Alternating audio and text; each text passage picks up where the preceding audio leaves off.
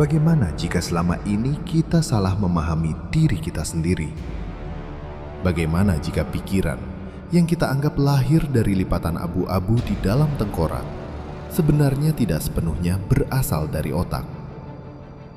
Bayangkan ini, dua orang mengalami kerusakan otak yang hampir identik.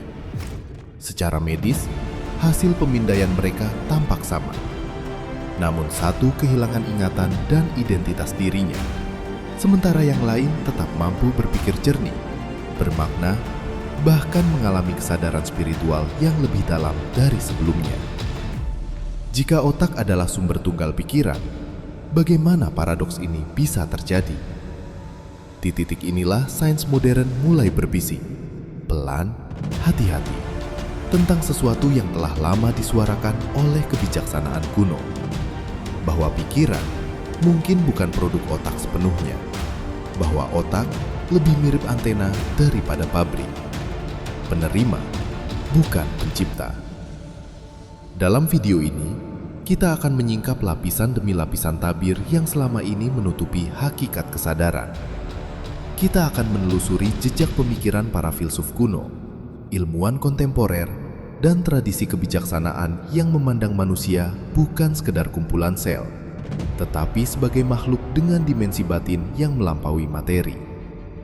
Kita akan membahas eksperimen ilmiah yang sulit dijelaskan oleh materialisme murni, fenomena kesadaran yang muncul saat aktivitas otak menurun, hingga pertanyaan besar yang membuat banyak ilmuwan mulai mengkoreksi asumsi lama mereka. Namun ini bukan sekedar diskusi teoritis. Pemahaman ini menyentuh sesuatu yang sangat personal, identitas kita, makna hidup, dan cara kita memandang realitas. Jika pikiran tidak sepenuhnya terikat pada otak, maka siapa kita sebenarnya? Dan apa implikasinya terhadap cara kita berpikir, berdoa, berniat, dan menjalani kehidupan sehari-hari? Pengetahuan ini tidak pernah benar-benar hilang.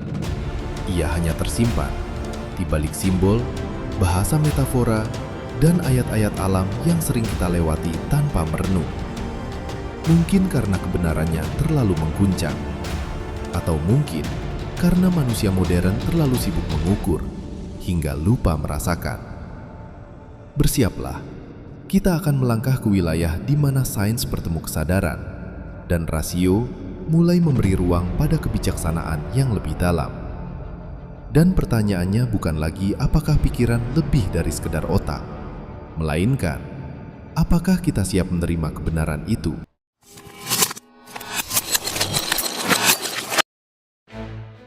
Sebelum kita melangkah lebih jauh, izinkan saya mengajak Anda berhenti sejenak. Tulis di kolom komentar, dari kota mana Anda menonton video ini? Mari kita lihat, sejauh mana pengetahuan ini mengalir. Dari kota besar, desa terpencil, atau mungkin dari tempat yang tak pernah kita duga. Karena kesadaran, seperti cahaya, tidak mengenal batas geografis. Jauh sebelum laboratorium modern, sebelum pemindaian otak dan grafik gelombang saraf, manusia telah bertanya tentang satu misteri yang sama. Dari mana pikiran berasal? Dan yang mengejutkan, jawaban mereka seringkali jauh lebih berani daripada yang kita terima hari ini. Di peradaban kuno Mesir, pikiran dan kesadaran tidak dianggap bersemayam di otak, melainkan di qalb, pusat batin yang menghubungkan manusia dengan realitas yang lebih tinggi. Otak bagi mereka hanyalah alat biologis. Bahkan dalam proses mumifikasi, otak sering dibuang, sementara jantung dipertahankan sebagai pusat identitas dan kesadaran manusia. Di Yunani kuno, perdebatan besar pun terjadi.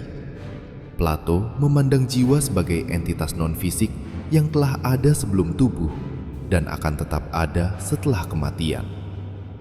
Tubuh, termasuk otak, hanyalah kendaraan sementara.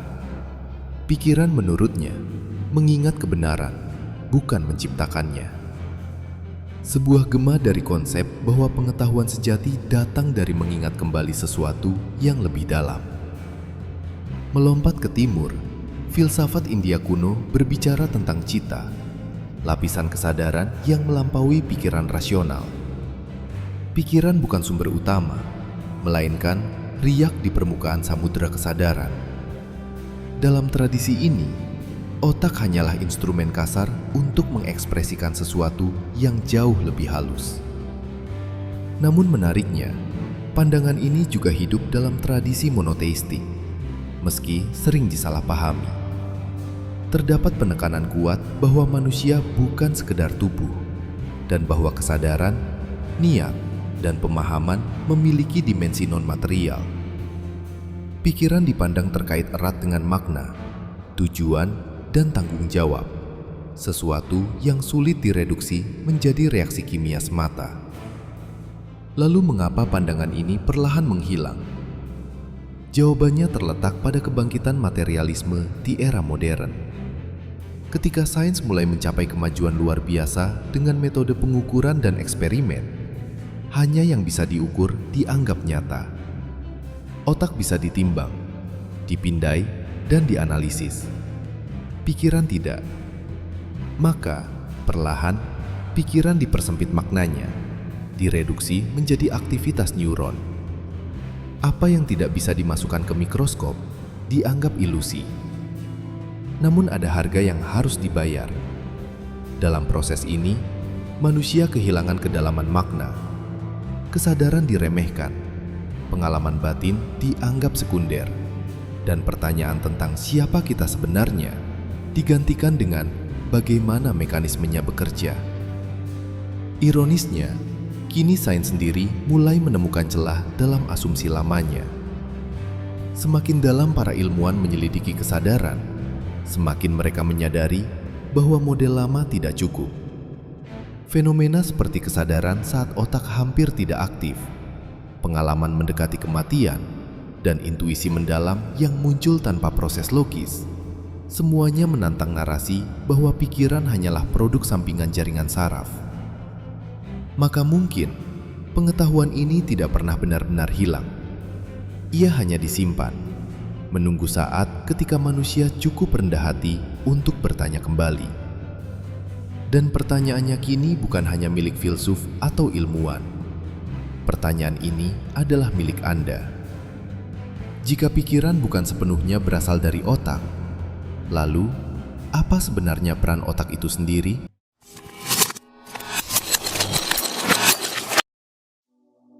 Sebelum kita masuk lebih dalam, izinkan saya meminta satu hal sederhana dari Anda. Tidak perlu menekan apapun. Tidak perlu berpindah ke video lain. Cukup tetap di sini. Tarik napas perlahan, dan saat Anda menghembuskannya, biarkan tubuh Anda sedikit lebih rileks dari sebelumnya. Dengarkan kata-kata ini tanpa perlawanan. Tidak perlu setuju, tidak perlu menolak. Biarkan saja ia lewat, dan perhatikan apa yang terjadi di dalam diri Anda. Karena apa yang akan kita bahas selanjutnya tidak bekerja pada pikiran yang tergesa-gesa. Ia hanya terbuka pada pikiran yang tenang. Selama ratusan tahun, kita diajarkan satu asumsi sederhana. Otak menciptakan pikiran. Neuron menembak sinyal, kimia bereaksi, lalu muncullah kesadaran. Namun sains sendiri mulai menemukan sesuatu yang aneh. Bayangkan sebuah radio. Ketika radio rusak, musik yang keluar menjadi kacau. Namun apakah itu berarti radio menciptakan musik? Atau ia hanya menerima dan menerjemahkan sinyal yang sudah ada? Inilah analogi yang mulai digunakan oleh sebagian ilmuwan kesadaran modern. Otak bukan produsen pikiran, melainkan alat penerima dan pengatur. Dan disinilah kejanggalan pertama muncul. Dalam dunia medis, terdapat kasus-kasus terdokumentasi di mana seseorang kehilangan sebagian besar jaringan otaknya, namun tetap mampu berpikir, mengambil keputusan, bahkan menjalani hidup normal. Secara logika materialis, ini seharusnya mustahil. Namun fakta tetap berdiri, tenang, tak terbantahkan. Lebih aneh lagi, ada momen-momen ketika aktivitas otak menurun drastis. Seperti dalam kondisi meditasi mendalam, tidur sangat dalam, atau keadaan mendekati kematian. Namun justru, di saat itulah banyak orang melaporkan kejernihan kesadaran tertinggi. Seolah-olah ketika kebisingan otak mereda, sesuatu yang lain mulai terdengar. Perhatikan ini dengan perlahan. Jika pikiran sepenuhnya diciptakan oleh otak, maka kesadaran seharusnya memudar ketika otak melambat. Namun yang terjadi justru kebalikannya. Disinilah para peneliti mulai mengajukan pertanyaan berbahaya. Berbahaya bagi paradigma lama. Bagaimana jika otak hanyalah penyaring? Bukan penghasil, tetapi filter. Filter yang membatasi kesadaran luas agar bisa berfungsi di dunia fisik. Tanpa filter itu, manusia mungkin akan tenggelam dalam lautan informasi yang terlalu besar untuk tubuh biologis. Dan sekarang, tanpa Anda sadari, saat Anda mendengarkan ini, pikiran Anda mulai melakukan sesuatu yang menarik. Ia tidak menganalisis, ia tidak melawan, ia hanya menyimak. Inilah kondisi yang sama ketika ide-ide terdalam muncul, ketika intuisi berbicara, ketika pemahaman datang bukan dari berpikir keras, tetapi dari mengetahui. Mungkin Anda pernah mengalaminya. Jawaban muncul begitu saja, tanpa proses logis yang jelas. Dari mana ia datang? Pertanyaan ini sengaja saya biarkan menggantung, karena semakin Anda mencoba menjawabnya sekarang, semakin ia menjauh. Tetaplah tenang, tetaplah menonton, karena di bagian selanjutnya, kita akan masuk ke wilayah yang lebih dalam. Wilayah di mana sains mulai berhadapan dengan paradoksnya sendiri, dan di mana banyak orang mulai menyadari bahwa selama ini kita bukan hanya berpikir dengan otak.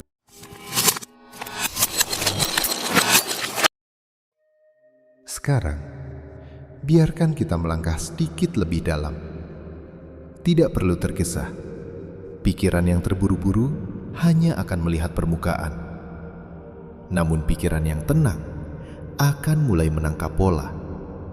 Di tahap ini, banyak orang mulai merasa tidak nyaman. Bukan karena gagasannya rumit, tetapi karena ia menggoyahkan sesuatu yang sudah lama dianggap pasti. Selama ini kita percaya, pikiran adalah hasil reaksi kimia, kesadaran adalah efek samping, dan aku hanyalah ilusi biologis. Namun ada satu masalah besar dalam cerita ini. Sains belum pernah berhasil menemukan lokasi kesadaran itu sendiri. Neuron bisa dipetakan, sinyal listrik bisa direkam. Namun pengalaman subjektif, rasa aku sedang sadar, tidak pernah bisa ditunjuk secara langsung. Inilah yang oleh para ilmuwan disebut the hard problem of consciousness, masalah keras kesadaran. Bagaimana sesuatu yang tidak bermakna, materi mati, tiba-tiba menghasilkan pengalaman bermakna? Bagaimana atom bisa merasakan? Tidak ada jawaban yang benar-benar tuntas. Maka muncullah teori-teori yang dulu dianggap mustahil. Salah satunya, kesadaran bersifat fundamental. Bukan hasil akhir evolusi, tetapi dasar realitas itu sendiri. Dalam pandangan ini, pikiran tidak muncul dari otak. Otak justru muncul di dalam kesadaran. Ini terdengar radikal. Namun anehnya, semakin dekat kita dengan fisika modern, semakin akrab gagasan ini terdengar. Dalam dunia kuantum, pengamat tidak bisa dipisahkan dari yang diamati. Realitas tidak sepenuhnya ada sampai disadari. Kesadaran bukan penonton pasif. Ia terlibat. Dan disinilah banyak orang keliru memahami. Mereka mengira gagasan ini berarti pikiran bisa melakukan apa saja, atau realitas hanya hayalan. Itu penyederhanaan yang berbahaya, yang sebenarnya lebih halus. Pikiran bukan penguasa mutlak, tetapi jembatan antara yang tak terlihat dan yang terlihat, antara makna dan bentuk. Otak dalam kerangka ini bertugas menurunkan kesadaran ke level yang bisa dijalani manusia. Ia membatasi, menyaring, dan menstrukturkan. Tanpa batasan itu, kesadaran akan terlalu luas, terlalu cair untuk menjadi pengalaman manusia. Itulah sebabnya kerusakan otak mengubah ekspresi pikiran, tetapi tidak selalu menghapus kesadaran itu sendiri. Seperti kaca berwarna yang retak, cahayanya tetap ada, namun bentuk dan warnanya berubah. Dan sekarang, perhatikan satu hal penting. Saat Anda mendengarkan ini, Anda tidak sedang memikirkan setiap kata secara sadar. Sebagian dari Anda hanya menerima, merekam, merasakan. Itulah bukti kecil yang sering kita abaikan. Pikiran sadar hanyalah lapisan tipis. Di bawahnya, ada kesadaran yang jauh lebih luas, yang bekerja saat kita diam, saat kita tidur, saat kita berdoa dengan khusyuk, atau saat niat muncul sebelum kata-kata. Banyak kebijaksanaan lama menekankan hal ini, bahwa pemahaman sejati tidak lahir dari keramaian pikiran, tetapi dari ketenangan batin. Dan mungkin inilah sebabnya pengetahuan ini lama disalahpahami. Karena ia tidak bisa dipaksakan, ia hanya terbuka ketika seseorang siap mendengar. Jadi biarkan pertanyaan ini tinggal sebentar di dalam diri Anda.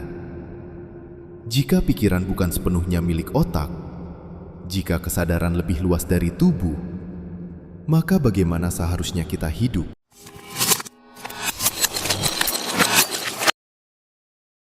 Sekarang kita tiba pada bagian yang paling penting. Bukan yang paling teoritis, bukan yang paling filosofis, tetapi yang paling menentukan. Karena pengetahuan yang tidak mengubah cara hidup hanyalah hiburan intelektual. Jika pikiran bukan sepenuhnya produk otak, jika kesadaran lebih luas daripada tubuh, maka implikasinya sangat nyata dalam kehidupan sehari-hari. Hal pertama yang perlu dipahami adalah ini. Kualitas pikiran Anda menentukan kualitas pengalaman hidup Anda, bukan karena pikiran menciptakan realitas secara magis, tetapi karena pikiran adalah pintu. Apa yang sering menghalangi pintu itu? Kebisingan, terlalu banyak dorongan, terlalu banyak ketakutan, terlalu banyak pikiran yang tidak kita pilih secara sadar. Maka langkah paling praktis dan sering diremehkan adalah melatih keheningan batin. Bukan dengan memaksa pikiran berhenti, tetapi dengan tidak menuruti setiap pikiran yang lewat. Cukup amati. Saat emosi muncul, jangan langsung bereaksi. Saat pikiran negatif datang, jangan langsung dipercaya.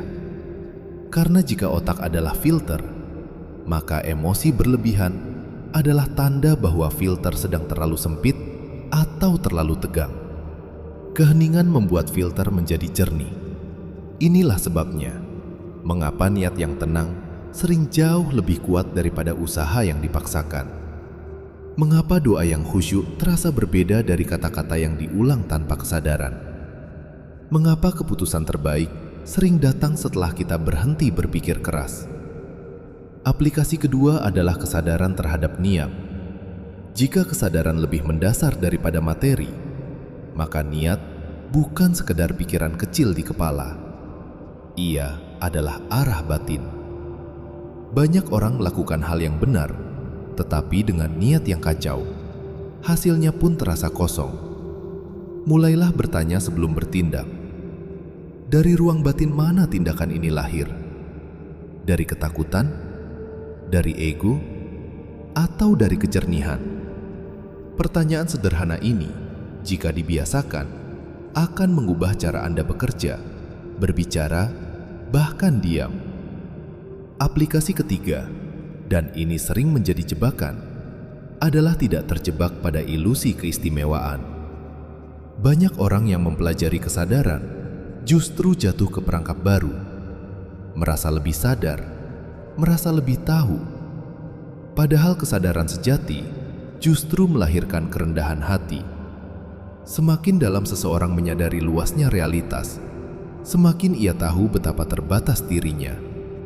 Jika pemahaman ini membuat Anda lebih tenang, lebih jujur, dan lebih bertanggung jawab, itu tanda Anda berada di jalur yang benar. Jika justru membuat Anda gelisah, merasa paling benar, atau ingin mengendalikan orang lain, berhentilah sejenak.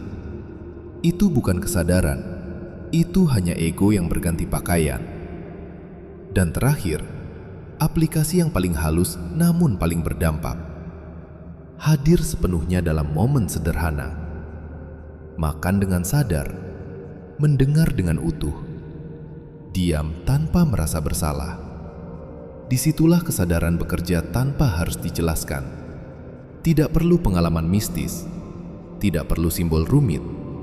Cukup kehadiran yang jujur, karena mungkin kesadaran tidak pernah jauh. Ia hanya tertutup oleh pikiran yang terlalu ribut.